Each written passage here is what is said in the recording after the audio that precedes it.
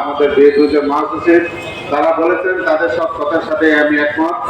আমি আজকে শোকের দিন, সরকার রাষ্ট্র আজকে শোক পালন করতেছে যারা এই নৃশংসতায় নিহত হয়েছেন, তাদের জন্য আমরা শোক পালন করতেছি। আমি প্রথমেই তাদের মাগফিরাত কামনা করি এবং তাদের পরিবারের প্রতি আমার গভীর সমবেদনা। আমার আর বেশি কিছু বলার নেই, শুধু একটা কথাই বলতে চাই যে বারবারই এই ধরনের ঘটনা ঘটে কিন্তু অপরাধীদের ছাড় পেয়ে যায়। এবার আমাদের একটা দাবি, সেটা হচ্ছে স্পেশাল ট্রাইব্যুনাল।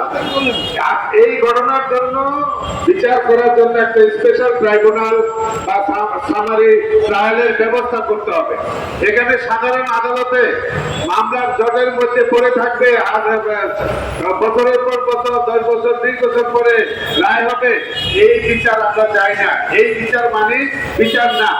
আমরা জানি সবাই জাস্টিস ডিলেড, জাস্টিস ডিনার। আমরা এই অবস্থার মধ্যে পড়তে চাই না। অবিলম্বে স্পিডি ট্রাইব্যুনাল গঠন করুন অথবা সামারি ট্রায়ালের ব্যবস্থা করুন। হামলাকারীদের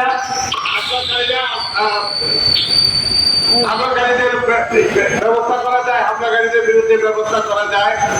আর আরেকটা বিষয় বলে শেষ করছি, সেটা হচ্ছে যে যে প্রতিষ্ঠানে ক্ষতিগ্রস্ত হয়েছে সেই প্রতিষ্ঠানের মধ্য থেকে কে কে এই সহিংসতায় জড়িত, ভিতরে কারা কারা আছিল, সরিষার মধ্যে ভূত কোথায় কোথায় আছিল সেটা খুঁজে বের করতে হবে।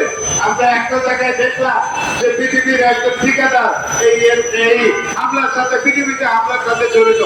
আমরা এগুলি আগে জানতাম না, এখন দেখতেছি যে প্রতিটা জায়গায় সরকারি অফিসে, বিভিন্ন জায়গায় যারা এই সরকারের বিরোধী তারাও এখানে নানান সুবিধা লুটেছে। এই পর্যন্ত তারা লুটেছে এবং লুটে যাচ্ছে।